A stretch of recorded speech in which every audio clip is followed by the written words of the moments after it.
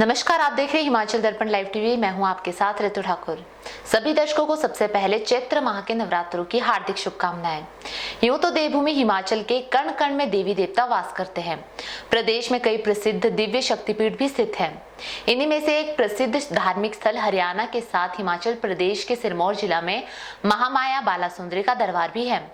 यूं तो यहाँ साल भर श्रद्धालुओं का भारी संख्या में तांता लगा रहता है, लेकिन साल में 2 मर्तबा नवरात्रों में यहाँ मेले का आयोजन होता है, जिसमें लाखों की तादाद में श्रद्धालु हिमाचल सहित पंजाब, हरियाणा, चंडीगढ़, दिल्ली एवं उत्तराखंड इत्यादि क्षेत्रों से आकर माता बालासुंदरी के दर्शन करके आशीर्वाद प्राप्त करते हैं।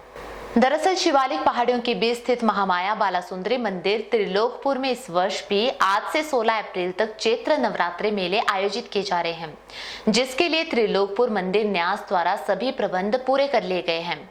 जिला मुख्यालय नाहन से लगभग 23 किलोमीटर दूरी पर स्थित महामाया बालासुंदरी का लगभग 350 वर्ष पुराना मंदिर धार्मिक तीर्थ स्थल एवं पर्यटन की दृष्टि से विशेष स्थान रहता है। महामाया बालासुंदरी मंदिर के इतिहास को लेकर मंदिर के वरिष्ठ पुजारी डॉक्टर सुरेश कुमार ने विस्तार से जानकारी दी है। तो मंदिर के पुजारी से जानिए इस मंदिर का इतिहास। महामाया बाला त्रिपुर सुंदरी जी का इतिहास 1573 ईस्वी में कोई लाला रामदास नाम के बनिया थे।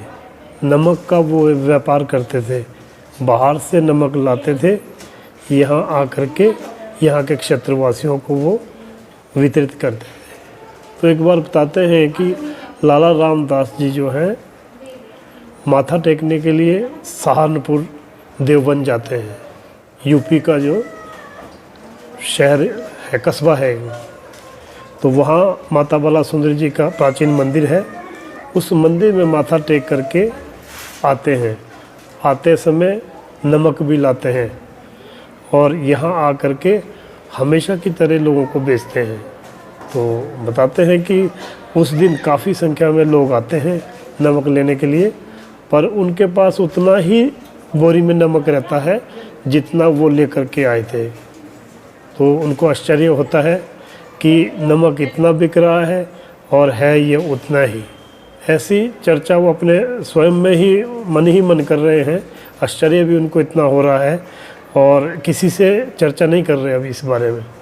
तो शाम को जब दुकान बंद करके लाला जी घर जाते हैं और अपना भोजन इत्यादि करके शयन कक्ष में जाते हैं, सो जाते हैं।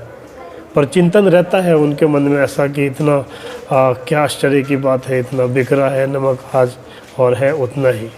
तो उसी रात स्वप्न में माता जी उनको दर्शन देती है और बताती है लाला जी से कि मेरा पिंडी स्वरूप जो है तुम्हारे नमक की बोरी में आया है और इसलिए तुम्हारा नमक जो है ख़त्म नहीं हो रहा है, तुम मेरा मंदिर निर्माण करवाओ यहाँ पर।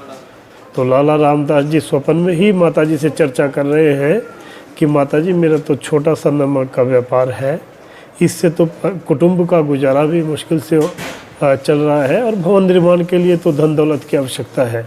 तो माता जी ने कहा कोई बात नहीं है, मैं राजा से कहूँगी। तो महाराजा प्रदीप प्रकाश हुए उस समय के, जो नाहन में रहते थे। तो राज दरबार नाहन में लगता था। तो उनको भी उसी रात स्वप्न में दर्शन दिए माता जी ने और कहा राजा मेरा पिंडी स्वरूप त्रिलोकपुर में नमक की बोरी में आया है, तुम मेरा वहाँ मंदिर निर्माण करो।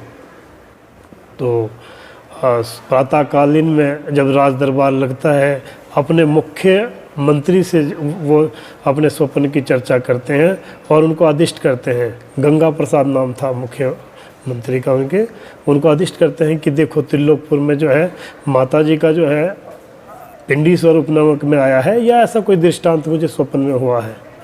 तो मुख्यमंत्री आते हैं। इधर लाला जी भी स्नान इत्यादि करके तैयार हुए होते हैं कि राजा से मिलना है। जब तक वो चलने की तैयारी करते हैं तब तक मुख्यमंत्री जी भी आ जाते हैं। तो आकर के जो है मंत्री जी पूछते हैं उनसे कि ऐसा स्वरूप आया है।